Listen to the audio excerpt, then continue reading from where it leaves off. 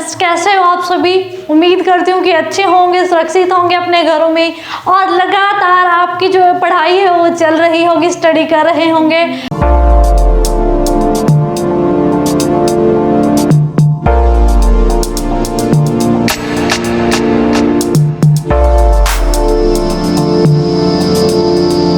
और इसी उम्मीद के साथ हम हमारी क्लास शुरू करते हैं। बहुत ही प्यारी क्लास है आज की और बहुत ही इम्पोर्टेंट क्लास है। आज तक हमने जो टेंस किए थे बच्चों, हम लोग टेंस के चारों टाइप्स कर चुके हैं, यानी कि 4 तरह से हम काम को करते हैं।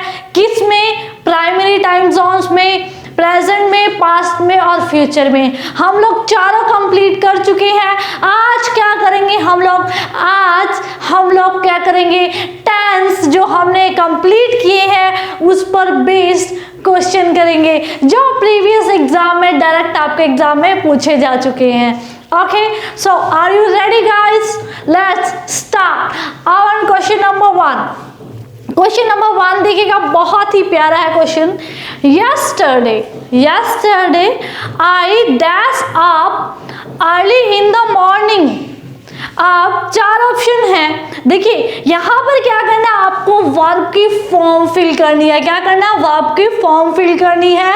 और वर्ब क्या है? वेक, यानी कि उठना, wake. Option number 1 same, wake रहे। Option number 2 walk and C is walking and D is had walk. तो बच्चों आपको ये डिसाइड करना कि आपका जो सेंटेंस दिया गया है उसमें वर्ब की कौन सी फॉर्म फिल की जाएगी। अब यहाँ पर आप इस क्वेश्चन में देखिए कीवर्ड छिपा हुआ है एक, जो हम लास्ट टाइम डिस्कस कर चुके थे, यानी कि हम लोग डिस्कस कर चुके थे।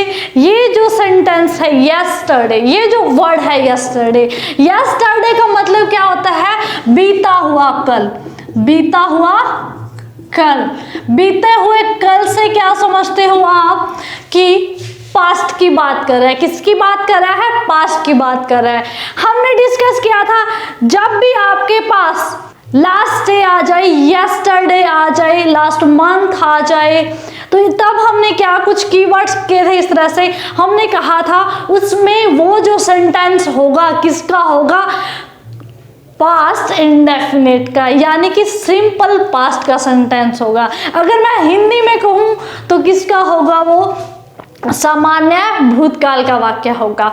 और सामान्य भूतकाल की मैं बात करूं तो हम वर्ब की कौन सी फॉर्म फिल करते हैं? ये सेंटेंस किसका हो गया? पास्ट इंडेफिनिट का। पास्ट इंडेफिनिट का सेंटेंस है, पास्ट सिंपल का। तो क्या है इसमें जो वर्ब की फॉर्म क्या होगी? वर्ब की सेकंड फॉर्म, यानी कि इसमें यूज किसका करते हैं हम लोग? वर्ब की सेकंड फॉर्म का, यानी कि क्रिया का दूसरे रूप का प्रयोग करते हैं। क्लियर है? हमने पढ़ा था कि हम रोजमर्रा के काम जो कर चुके हैं या हम डेली हैबिट्स को, आदतों को किसमें? भूतकाल में, सिंपल भूतकाल में रिप्रेजेंट करते हैं। और इसके लिए हमें क्या करना पड़ता है? सेंटेंस में वर्ब की सेकंड फॉर्म डालनी होती है। That's it. अब यहाँ पे वर्ब क्या है? वेक। सेकंड फॉर्म क्या होगी? Option number 2 walk. या सेंटेंस क्या बनेगा? yesterday I woke up early in the morning। सो जब भी आपको लास्ट डे दिखे, yesterday दिखे, तो आप क्या फिल कर देंगे? वर्ब की सेकंड फॉर्म। क्लियर है? तो यहाँ पर क्या आ जाएगा? वॉक। देखिए बच्चों, मैं आपको पहले भी ये चीज एक्सप्लेन कर चुकी हूँ और आप क्लियरली देख सकते हैं कि इसी पर ही जो हमने बेसिक रूल्स किए थे उन्हीं पर ही बेस्ड आपके जो क्वेश्चन है वो एग्जाम में पूछे जाते हैं। आई होप कि क्वेश्चन नंबर 1 अच्छे से क्लियर हो चुका होगा। आपने क्या देखा? यस्टरडे। पूरे सेंटेंस को पढ़ने की जरूरत नहीं थी, आपने देखा यस्टरडे। यस्टरडे देखते ही आपको समझ आ जाना चाहिए क्या? वर्ब की सेकंड फॉर्म का यूज करेंगे। Okay, got it. Next question की तरफ चलते हैं। ये जितने भी मैं क्वेश्चन करवा रही हूँ ये HSSC में प्रीवियस एग्जाम में आ चुके हैं, तो बहुत ही ज्यादा इंपॉर्टेंट बनते हैं क्वेश्चन। नेक्स्ट क्वेश्चन की तरफ चलते हैं। He has been playing cricket, the tense of the verb in the sentence is। जो कहते हैं कि जो ये सेंटेंस है वो किसका है? ऑप्शन नंबर 1 प्रेजेंट सिंपल का, बी प्रेजेंट परफेक्ट का, सी प्रेजेंट कॉन्टिन्यूस का, या डी प्रेजेंट परफेक्ट कॉन्टिन्यूस का। अब हम सेंटेंस में चलते हैं।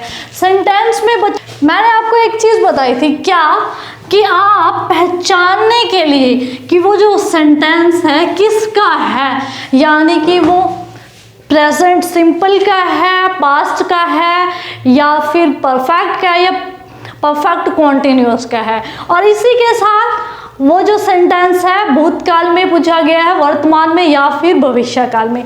तो मैंने आपको पहचान बताई थी, पहचान बताई थी ना। अब यहाँ पे देखो पहचान में क्या दिया गया है। पहचान का मतलब हेल्पिंग वर्ब्स। किसको आप देखते हैं? हेल्पिंग वर्ब्स को। अब यहाँ पे देखिए क्या दिया गया है आपके helping verb, has been playing, has been playing, ये आपका दिया गया है हेल्पिंग वर्ब। तो आपको यहां से देखिए एक सेंटेंस क्लियर हो रहा है। बीन, जब हमने लास्ट टाइम क्या पढ़ा था? Perfect continuous. क्या? परफेक्ट कॉन्टिन्यूस, यानी कि पूर्ण और अपूर्ण काल या पूर्ण निरंतर काल।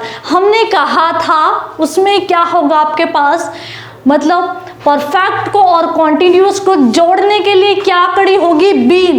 बीच में क्या होगा? बीन। देखिए कॉन्टिन्यूस के लिए क्या लगाया गया है? कॉन्टिन्यूस की पहचान क्या होती है कि जो वर्ब की फॉर्म होगी उसके साथ क्या? आईएनजी लगा होगा। तो आप देख सकते हैं वर्ब की फॉर्म क्या है? प्ले, इसके साथ क्या लगा हुआ है? आईएनजी, यानी कि क्या हुआ? कॉन्टिन्यूस। देन यहाँ पर हैज हैव दिया गया है। हैज हैव किसकी? परफेक्ट की क्या है? हेल्पिंग वर्ब है। तो आप कह सकते हैं कि परफेक्ट प्लस कॉन्टिन्यूस, इन दोनों को जोड़ने के लिए किसका? बीन का यूज किया गया है। यानी कि अब बीन को देखते ही आप क्लियर हो जाएंगे कि ये जो सेंटेंस है किसका है? परफेक्ट कॉन्टिन्यूस का। किसका है? परफेक्ट कॉन्टिन्यूस का। अब इसमें आपको ये देखना है कि ये किसका है? प्रेजेंट का है, पास्ट का है, या फिर फ्यूचर का है। ये जो सेंटेंस है उसमें आपको क्या देखनी होती है? Helping verb. बच्चों प्रेजेंट के लिए मैंने जो हेल्पिंग वर्ब बताई थी, प्रेजेंट के लिए जो आपकी हेल्पिंग वर्ब होती है वो क्या होती है? हैज या फिर हैव, हैज या हैव। और पास्ट के लिए हेल्पिंग वर्ब क्या होती है? हैड, क्या होंगी? हैड। और फ्यूचर के लिए क्या होंगी? क्या होगी? Will have. क्या होती है? विल हैव या फिर शैल हैव, है ना। अब यहाँ पे देखिए किसका सेंटेंस है? ये तो होगा ही बीन, और ये आपके साथ वर्ब की फर्स्ट फॉर्म के साथ क्या? आईएनजी लगा होगा। अब ये देखने के लिए ये यहाँ से आपको क्या क्लियर हो गया कि ये जो सेंटेंस है किसका है? परफेक्ट कॉन्टिन्यूस का टेंस है। किसका? परफेक्ट कॉन्टिन्यूस का। अब ये देखना है कि ये वर्तमान में है, भूतकाल में है, या फिर भविष्य में है। तो उसके लिए हेल्पिंग वर्ब देखनी होगी। हेल्पिंग वर्ब देखिए प्रेजेंट के लिए, वर्तमान के लिए हैज या हैव होगी, पास्ट के लिए, भूतकाल के लिए हैड होगी, और फ्यूचर के लिए क्या होगी? विल हैव या शैल हैव। अब यहाँ पे देखिए हेल्पिंग वर्ब क्या यूज की गई है? हैज। हैज किसके लिए यूज होती है? प्रेजेंट के लिए। यानी ये जो सेंटेंस है अब आप समझ चुके हैं किसका है? Present perfect, present perfect continuous का ये जो सेंटेंस है। इसके अकॉर्डिंग ऑप्शन नंबर डी हमारा राइट आंसर है। तो देखा बच्चों कितना आसान है, सिर्फ आपको बेसिक कॉन्सेप्ट याद होना चाहिए। और बहुत ही इजी टाइप से आपके जो एग्जाम में क्वेश्चन पूछे जाते हैं। ओके, आई होप कि क्लियर हो चुका होगा अच्छे से। नेक्स्ट क्वेश्चन की तरफ बढ़ते हैं। देखिए बच्चों क्वेश्चन क्या है नेक्स्ट स्क्रीन पे आपके सामने। देखिए In the given sentences, identify the part which contains error। वो पार्ट ढूंढना है जिसमें क्या है? एरर है, इसमें मिस्टेक्स है।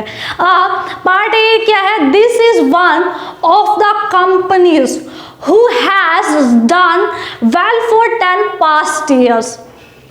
कहते पिछले कुछ सालों से ये क्या है, एक ऐसी कंपनियों में से एक है जो कि पिछले 10 सालों से अपना बेस्ट दे रही है। क्लियर है। अब यहाँ पे देखिए एरर क्या हो सकता है, आपको बता दूं कि एरर क्या है, ऑप्शन नंबर सी में एरर है। क्योंकि देखिए क्या दिया गया है यहाँ पर, हु हैज, क्या दिया गया है, हु हैज। देखिए एरर कैसे है ये देखो आप एरर किस तरह से है, इसमें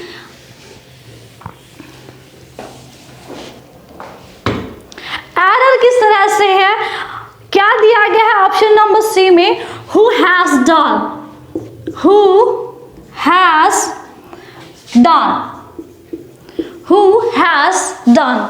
अब ये जो सेंटेंस है किसका बन रहा है, परफेक्ट का। किसका बन रहा है, परफेक्ट का। सिंपल परफेक्ट टेंस है। सिंपल कैसे पता चला आपको, हैज आया है।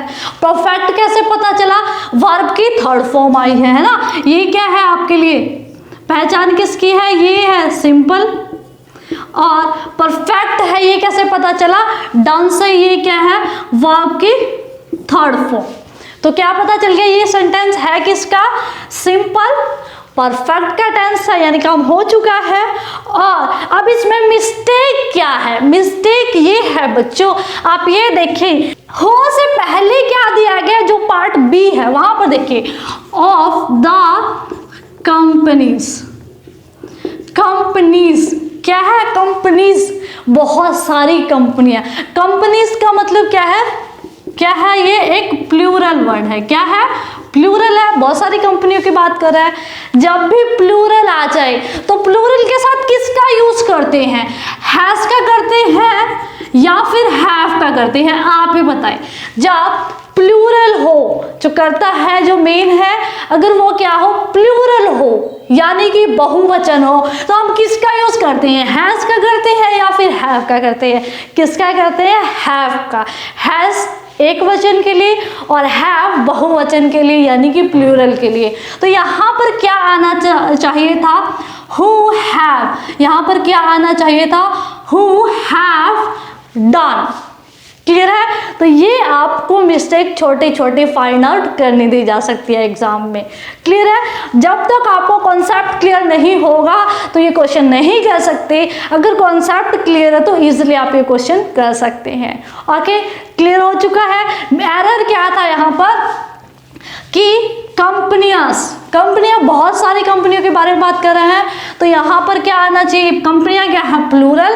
प्लूरल के साथ क्या यूज करते हैं हम लोग, हैव। तो लेकिन इसने क्या किया था, हैज। तो पार्ट नंबर सी में क्या है, एरर दिया गया है। ओके, क्लियर है। ये जो कॉन्सेप्ट करवाया है यानी कि लास्ट क्वेश्चन आपको क्लियर हो चुका है। नेक्स्ट क्वेश्चन की तरफ बढ़ते हैं। हमारा जो नेक्स्ट क्वेश्चन है, I was praying in the prayer hall.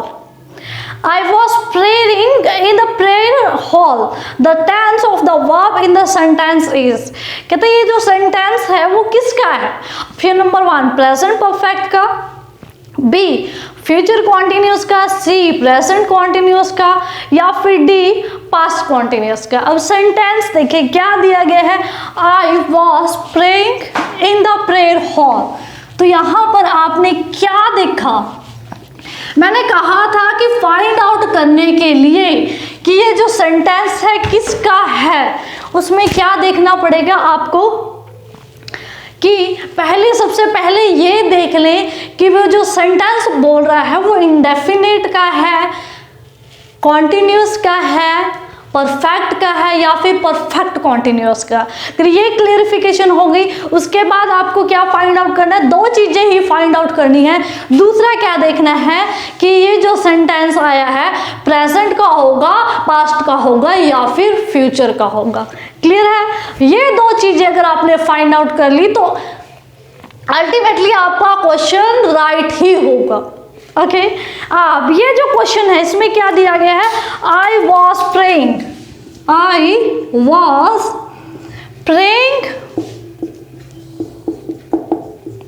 In the prayer hall. Prayer hall में प्रेयर कर रही थी। देखिए वॉज, अब देखिए यहां से एक चीज देखिए, क्या काम क्या कर रही थी, प्रेयर। अब क्रिया क्या थी, प्रेयर करना, प्रार्थना करना, उसके साथ क्या लगा हुआ है, आईएनजी। क्या लगा हुआ है, आईएनजी। और आपको पता है क्या कि जब भी वर्ब की फर्स्ट फॉर्म के साथ आईएनजी आ जाए, यानी कि वर्ब की फर्स्ट फॉर्म के साथ आईएनजी आ जाए, तो वो सेंटेंस किसका होता है, कॉन्टिन्यूअस का। किसका होता है, कॉन्टिन्यूअस का। कॉन्टिन्यूअस का टेंस होता है वो, है ना। अब कॉन्टिन्यूअस तो पता चल गया। देखिए आपने, अब आप थोड़ा कंफ्यूज मत होइएगा, क्योंकि आप देखोगे कि परफेक्ट कॉन्टिन्यूअस में भी वर्ब की फर्स्ट फॉर्म के साथ आईएनजी होता है, लेकिन परफेक्ट कॉन्टिन्यूअस में क्या हमने कहा था कि आपको क्या देखना है, बीन। अगर बीन के साथ ही आ जाए तो वो किसका सेंटेंस होगा, परफेक्ट कॉन्टिन्यूअस का। लेकिन यहां पर क्या है आपके पास, सिंपल। क्या है, देखिए बीन तो नहीं है ना सेंटेंस में, क्या है, वर्ब की फर्स्ट फॉर्म के साथ आईएनजी दिया गया है। अब ये पता चल गया कि ये क्या है, अपूर्ण काल है, यानी कि निरंतर काम चल रहा है। इट मीन्स ये जो सेंटेंस है किसका है, कॉन्टिन्यूअस का है। किसका है, कॉन्टिन्यूअस का। पहला काम क्लियर है।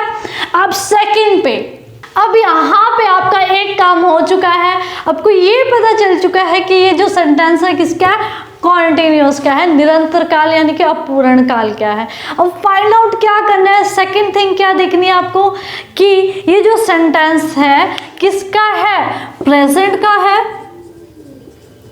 या पास्ट का है या फिर फ्यूचर का है। अब उसके लिए आपको क्या देखना पड़ता है, हेल्पिंग वर्ब्स। किसकी हेल्प लेनी पड़ती है, हेल्पिंग वर्ब्स की। आप देखिए प्रेजेंट के, इसके लिए कॉन्टिन्यूअस के लिए मैं बात करूं तो हेल्पिंग वर्ब क्या रहती है प्रेजेंट में, वर्तमान में, इज एम आर। क्या रहती है, is am are, is am और पास्ट में क्या रहती है, वॉज एंड वर। फ्यूचर में क्या रहती है, विल बी या फिर शैल बी।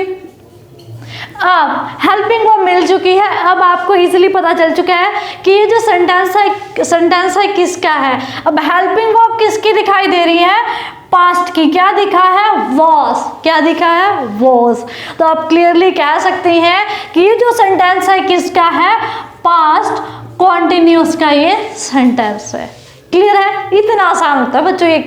ये जो टेंस है बहुत ही आसान है। अब मैंने आपको प्रूव करके दिखा दिया कि आपको याद क्या करना है। सिर्फ यही जो कॉन्सेप्ट है आपके कोई भी मार्क्स नहीं कटने देगा। क्लियर है। नेक्स्ट क्वेश्चन की तरफ बढ़ते हैं। नेक्स्ट क्वेश्चन देखिए क्या गिवन है आपके पास, choose the part of the sentence which contains an error. Sentence दिया गया है, वो पार्ट चूज करना है जिसमें क्या है, एरर दिया गया हो, यानी कि मिस्टेक्स हो।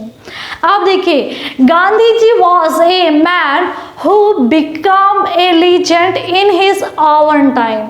गांधी जी ऐसे व्यक्ति थे। अब मैंने कहा थे का मुझे कैसे पता चला, क्या आया, वॉज। क्या आया बच्चों, वॉज। वॉज का मतलब क्या होता है, था, थी या फिर थे। गांधी जी एक ऐसे व्यक्ति थे जो अपने टाइम में क्या थे, एक आदर्श थे। लोगों के लिए क्या थे, एक आदर्श थे। अब यहाँ पे ये मुझे पता चल गया थे। जब भी आपको क्या थे पता चला, थे का मतलब क्या होता है, वो वाक्य किसका है, पास्ट का है। किसका है, पास्ट का सेंटेंस है ना। अब पास्ट का सेंटेंस है तो यहाँ पर जो वर्ब है, वर्ब, अब सेंटेंस पता चला किसका है, पास्ट का, भूतकाल का। अब भूतकाल में आप पढ़ चुके हो कि वर्ब है जो, उसकी क्या सेकंड फॉर्म का यूज किया जाता है। लेकिन यहां देखें बिकम क्या लिखा हुआ है, पार्ट नंबर सी में देखिए क्या लिखा हुआ है, बिकम ए लीजेंड। ये लिखा गया है। हमने कहा था कि जब पास्ट का सेंटेंस होगा यानी कि भूतकाल का सेंटेंस होगा तो क्या होनी चाहिए, वर्ब की सेकंड फॉर्म होनी चाहिए। लेकिन बिकम क्या है, वर्ब की फर्स्ट फॉर्म है बिकेम। सेकंड फॉर्म क्या बनती है, बिकेम। क्या होगी, बिकेम। क्लियर है? तो यहाँ पर ऑप्शन नंबर सी में एरर दिया गया है। आपने क्या देखा? वॉज से क्या पता चला कि ये जो सेंटेंस है किसका है? पास्ट का है। अब पास्ट का सेंटेंस होते ही, सुनते ही आपके माइंड में क्या आता है? वर्ब की सेकंड फॉर्म। लेकिन ऑप्शन नंबर सी में क्या है? क्या दी गई है? वर्ब की फर्स्ट फॉर्म दी गई है, बिकम। क्या दी गई है? बिकम। तो यहां पर क्या आना था? बिकेम। वर्ब की सेकंड फॉर्म का यूज होना था। देन पार्ट नंबर सी में क्या है? एरर दिया गया था।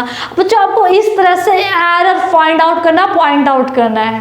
क्लियर है ये क्वेश्चन? नेक्स्ट क्वेश्चन की तरफ चलते हैं। डिड आई नॉट, देखिए ये भी क्वेश्चन क्या है? Which part of the below given sentence contain an error. कहते हैं ये जो नीचे सेंटेंस दिया गया है उसके किस पार्ट में एरर है।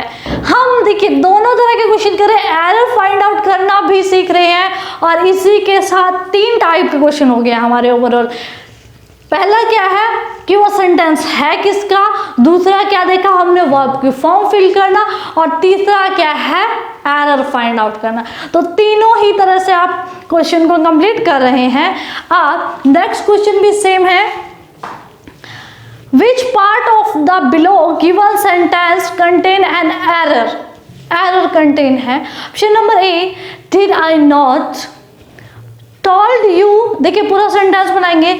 Did I not told you that it was quite necessary to be on time. और जो सेकेंड है उसमें क्या कोई भी एरर नहीं है।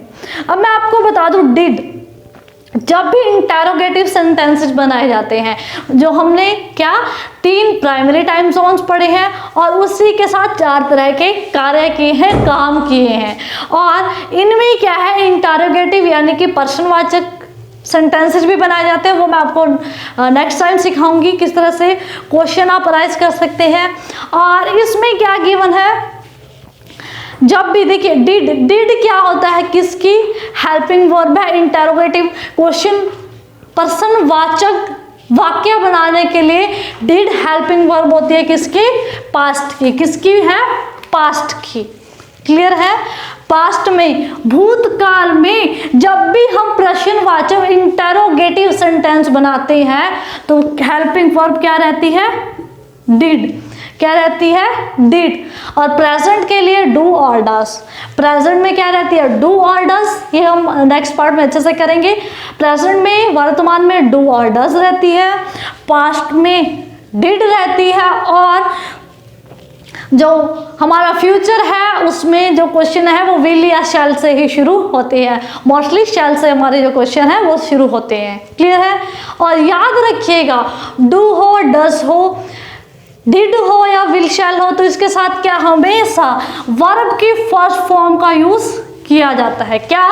वर्ब की फर्स्ट फॉर्म। अब यहाँ पे एरर फाइंड आउट करना है। देखिए once again, did I not told you that.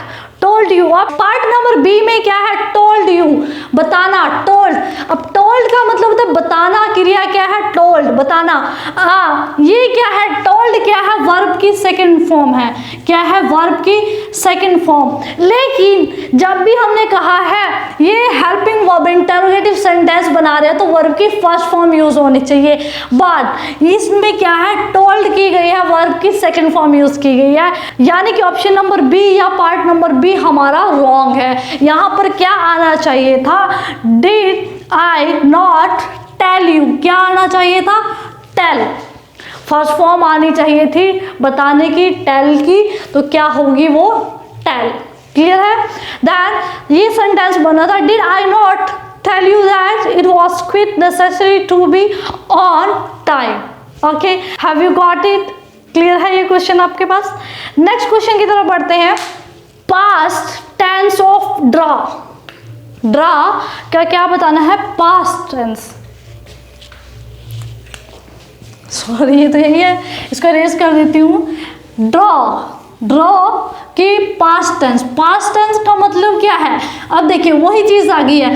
Past tense का नाम सुनते ही आपके माइंड में क्या आता है? जब भी हम पास्ट टेंस की बात करते हैं तो किसका यूज होता है? वर्ब की सेकंड फॉर्म का। किसका? पास्ट वर्ड सुनते ही क्या वर्ब की सेकंड फॉर्म का यूज करते हैं हम लोग किसी भी सेंटेंस की बात करें तो। अब यहाँ पर past tense of draw, draw का मतलब होता है खींचना। अब इसकी पास्ट का मतलब सेकंड फॉर्म, पास्ट टेंस का मतलब क्या है सेकंड फॉर्म बतानी है आपको। ड्रॉ क्या दिया गया है सेंटेंस क्रिया वर्ब क्या दी गई है ड्रा, तो इसकी सेकंड फॉर्म क्या रहती है ड्रीव, DREW क्या रहती है ड्रीव, जो कि ऑप्शन नंबर 1 है। अगर थर्ड फॉर्म पूछे तो क्या होगी ड्रॉ। क्लियर है। फर्स्ट इसमें हमने क्या सेकंड फॉर्म पूछी गई थी। सेकंड हमें कैसे पता चला, उसने कहा था कि पास्ट टेंस का मतलब क्या होता है वर्ब की सेकंड फॉर्म। अब वर्ब क्या दी गई थी ड्रॉ की सेकंड फॉर्म क्या होती है ड्रीव। तो क्वेश्चन ऐसे भी आपके एग्जाम में आ सकता है, केयरफुली ध्यान से सुने कि कॉन्सेप्ट को क्लियर करें ना कि क्रैमिंग करें। ओके, क्वेश्चन आपको ऐसे भी एग्जाम में दे सकता है एग्जामिनर। क्लियर है। नेक्स्ट क्वेश्चन की तरफ चलते हैं। देखिए नेक्स्ट क्वेश्चन क्या है हमारा, आर्ट में आ चुका है ये question. She dash a new dress last week. अब यहाँ पर आपके पास वंस अगेन कीवर्ड मिल चुका है लास्ट वीक। क्या दिया गया है लास्ट वीक। हमने डिस्कस किया था जब भी आपके पास क्या आ जाए लास्ट वीक आ जाए, लास्ट डे आ जाए, यस्टरडे आ जाए, लास्ट मंथ आ जाए, तो हम लोग किसका यूज करेंगे फ्रेंड्स पास्ट का। तो वो सेंटेंस किसका होगा पास्ट का। अब यहाँ पे देखिएगा ऑप्शन नंबर ए है has bot, B has been buying, C buys and D is bought। तो यहाँ पर क्या वर्ब की कौन सी फॉर्म पास्ट में आ चुके हैं हम लोग। पास्ट में कैसे पता चला हमें लास्ट वीक कीवर्ड दिख गया था हमें लास्ट वीक।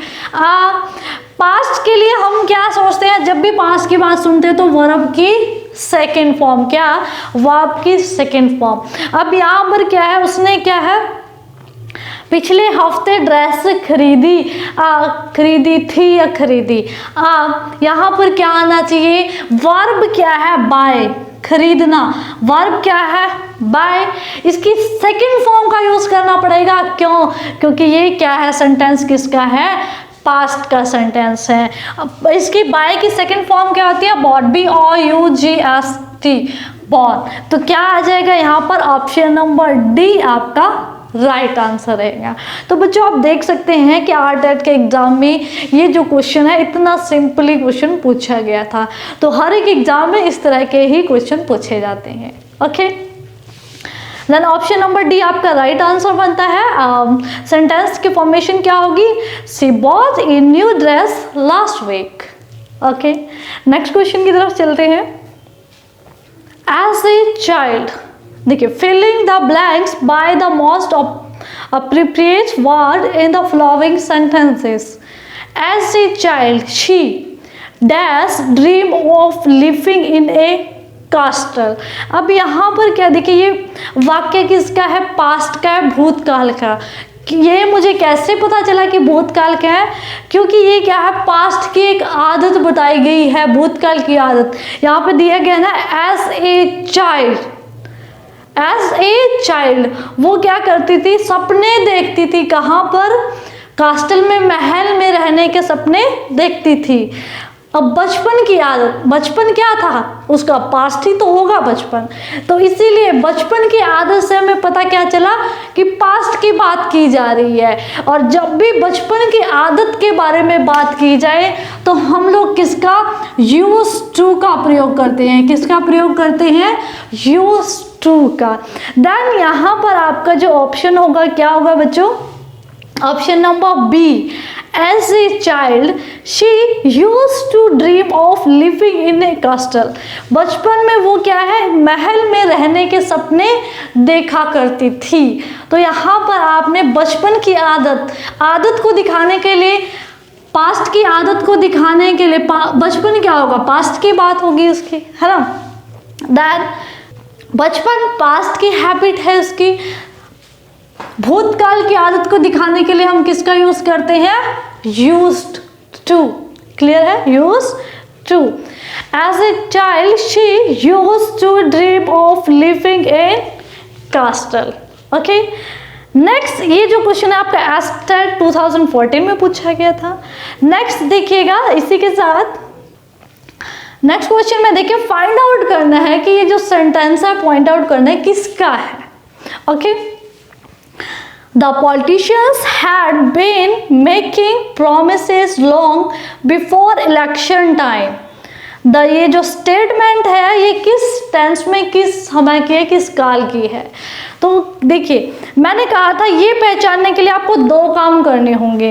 क्या सबसे पहला काम क्या देखना होगा आपको कि जो सेंटेंस है किसका है, किसका है ये सेंटेंस, इंडेफिनिट का है, कॉन्टिन्यूअस का है, परफेक्ट का है या परफेक्ट कॉन्टिन्यूअस का है, ये पहचानेंगे सबसे पहले। उसके बाद देखेंगे कि ये किस में है, प्रेजेंट में है, पास्ट में है या फिर फ्यूचर में है। अभी ये पहचानने के लिए हम लोग क्या देखते हैं, हमारी हेल्पिंग वर्ब और जो स्टेटमेंट है वो किस तरह से डाली गई है। यहाँ पर क्या गिवन है देखिए, had been making, had been making, had been making दिया गया है। अब यहां से देखिए आपको ये तो पता चल गया क्या देखकर, बीन, बीन और क्या देखा आपने, इसके साथ वर्ब की फर्स्ट फॉर्म के साथ मेक के साथ आईएनजी लगा हुआ है। अब आपने ये देखिए बीन देख दे, आपको क्लियर हो गया ये जो सेंटेंस है किसका है, परफेक्ट कॉन्टिन्यूअस का टेंस है, किसका, परफेक्ट, परफेक्ट कॉन्टिन्यूअस का सेंटेंस है। ओके, अब क्या फाइंड आउट करना है कि ये किसका है। आप ये तो पता चल गया कि ये किसका है, परफेक्ट कॉन्टिन्यूअस यानी कि पूर्ण निरंतर काल का वाक्य है। अब ये देखना है किसका, कि ये प्रेजेंट में है, पास्ट में है या फिर फ्यूचर में है ये। ओके, और इसके लिए क्या हेल्पिंग वर्ब देखनी होंगी। इस तरह के क्वेश्चन हम पहले भी कर चुके हैं। अब प्रेजेंट के लिए हेल्पिंग वर्ब वंस अगेन क्या क्या रहेंगी, अभी आपने इस तरह के क्वेश्चन पहले भी किया था। प्रेजेंट के लिए जो हेल्पिंग वर्ब रहेंगी क्या होती है, has, have, okay, and past के लिए क्या रहेगी, हैड, और फ्यूचर के लिए विल हैव या शैल हैव रहते हैं, है ना। अब और इसके साथ बीन और वर्ब के फर्स्ट फॉर्म के साथ आईएनजी तो आएगा ही आएगा। हम बात करें सिर्फ हेल्पिंग वर्ब्स की, क्लियर है। ये देखिए हेल्पिंग वर्ब बीन से पहले क्या होगी, हेल्पिंग वर्ब दी होगी। अब हेल्पिंग वर्ब क्या दी गई है यहाँ पर, हैड, क्या दी गई है, हैड। हैड किसकी है, हैड किसकी हेल्पिंग वर्ब है, पास्ट की, भूतकाल की हेल्पिंग वर्ब है। तो ये सेंटेंस किसका बना ऑटोमेटिकली, पास्ट परफेक्ट कॉन्टिन्यूअस का सेंटेंस बन गया आपका, क्लियर है। इस तरह से ये जो क्वेश्चन है ये भी आपका सीटेट में पूछा गया था, 2013 का क्वेश्चन है। तो इतने ही सिंपली क्वेश्चन पूछे जाते हैं बच्चों। ओके, नेक्स्ट क्वेश्चन की तरफ चलते हैं, बड़ा ही प्यारा है, लास्ट क्वेश्चन देखते हैं हमारा आज का। Supply the correct form of the verb remember in the following sentence. कह रहे कि रिमेंबर की जो सुटेबल फॉर्म है वो डालनी है वर्ब की। वर्ब क्या दी गई है, रिमेंबर, याद रखना।